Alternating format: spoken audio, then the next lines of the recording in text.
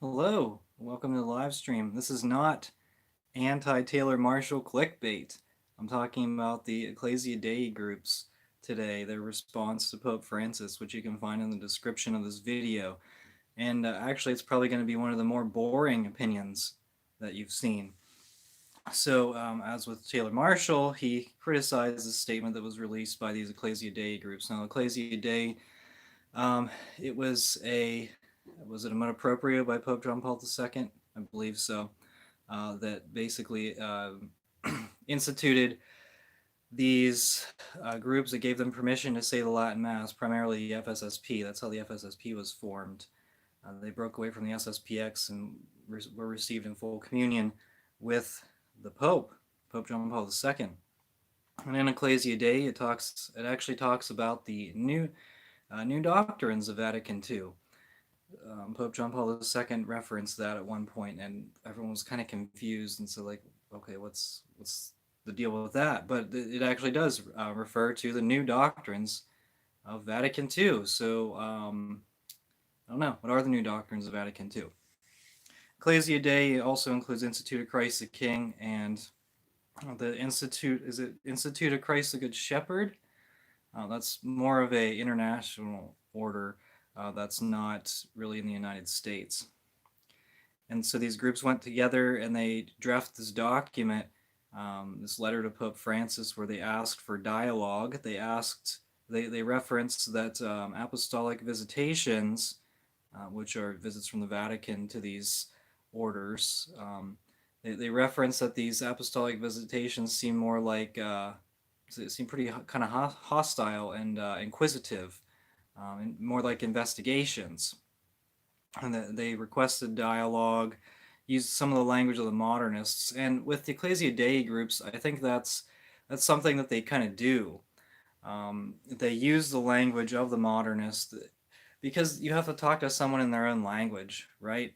And so if the Ecclesia Dei groups can communicate with these people and you know they get their sort of approval from the hierarchy, um, whatever, and I think that's a difference that you see between like the FSSP and the SSPX is that they like the FSSP Rome, like they'll communicate with Rome and then just be like, okay, whatever. The SSPX will say, no, we're not going to compromise the faith. The FSSP, the thing is, it seems like some of these Ecclesia Dei groups, in terms of the Novus Ordo, they don't think that the Novus Ordo is necessarily relevant to them, and so they just don't really pay attention to it. They kind of ignore it. Um, Now, as for my reaction, I will say I'm going to take a wait and see approach. I want to see what happens because if if Pope Francis does read the letter, which I don't know if he even will, I don't know if he'll take it into consideration. It's unlikely. Maybe he will. And so then at that point, the Ecclesia Dei groups will probably be justified in what they said. Now, Taylor Marshall was critical of them. Tim Gordon criticized Taylor Marshall. Rorate Caeli was also critical of Taylor Marshall. And this happens. Rorate always calls anyone a grifter who makes money off of talking about Catholicism. So that's not really a surprise.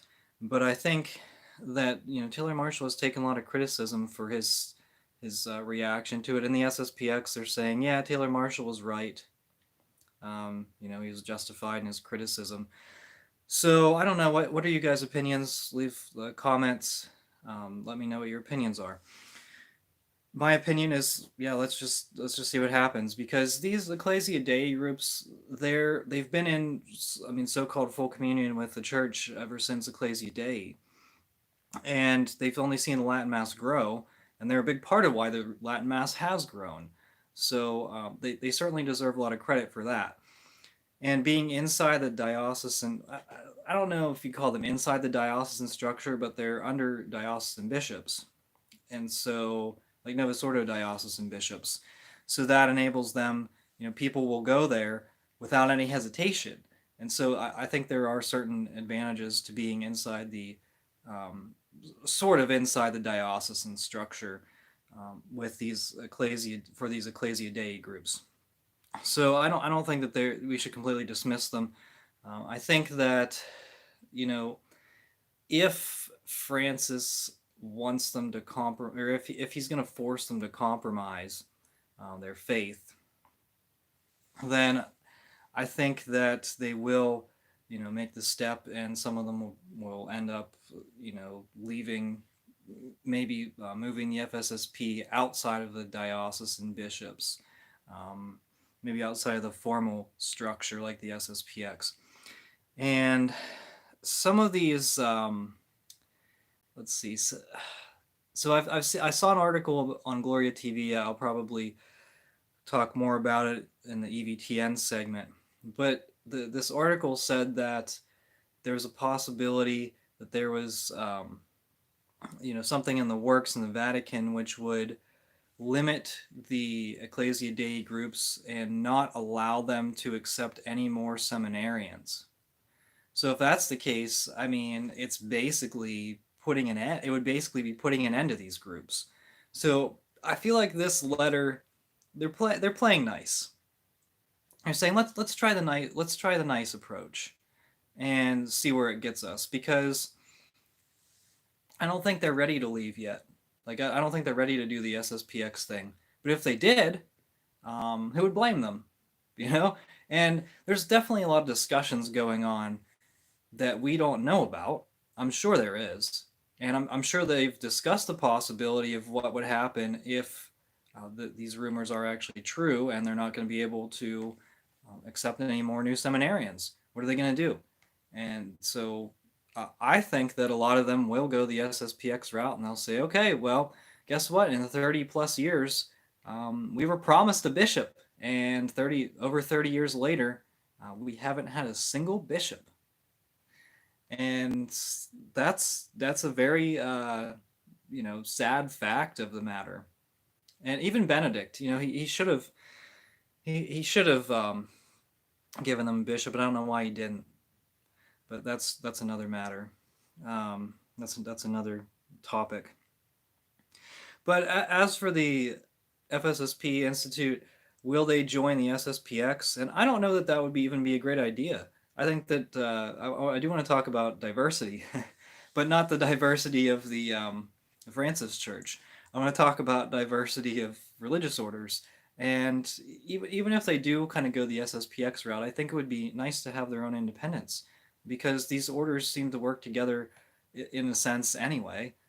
There are not very many cities or large population centers that have like a multiple number of these groups. So like SSPX, Institute of Christ the King, FSSP, they don't try to overlap very much in large population, even in large population centers. I mean, you might see a few. I don't know, LA, New York, I'm not really familiar with that, but their overlap is kind of minimal. They don't try to, let's say, steal people from their parishioners from different parishes. They just, they're very strategic about where they open their new parishes. So they already kind of collaborate.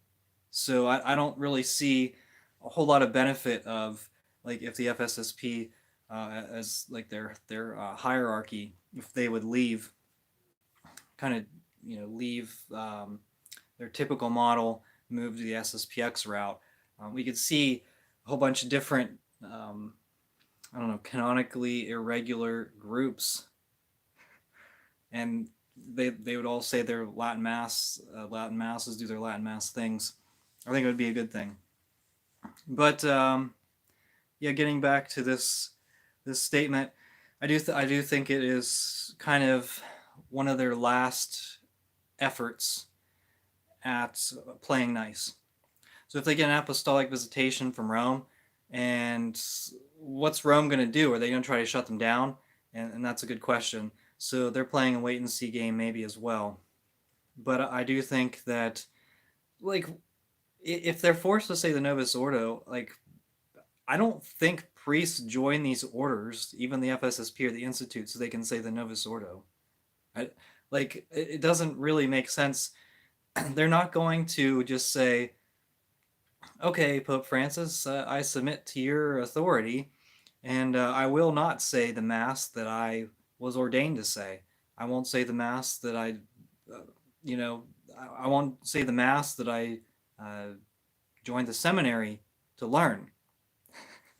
So I don't see very many of them saying that, because if they did that, why don't they just become a diocesan priest and submit to a corrupt bishop? Like, and not all the diocesan bishops are corrupt. I don't want to. I don't want to give that impression. I know there are some good ones, but if these orders are basically banned or restricted, are we going to see any of these diocesan bishops kind of step up and say, "All right, I'll still do all right ordinations"? Maybe, because there's a lot of bishops out there. I mean, you figure you could find at least one that's going to stand for the Catholic faith, and even like the good guys like Strickland, what's he going to do? Does he see a problem with this? Because I haven't really seen much of his reaction to this other than him saying, "Well, I'll take my time to look over this." I mean, what's he going to find? Is he going to find that this is a bunch of bogus? Because I think that's what a lot of people are seeing. And even I talked to like Byzantine priests, and they're saying, yeah, this is ridiculous.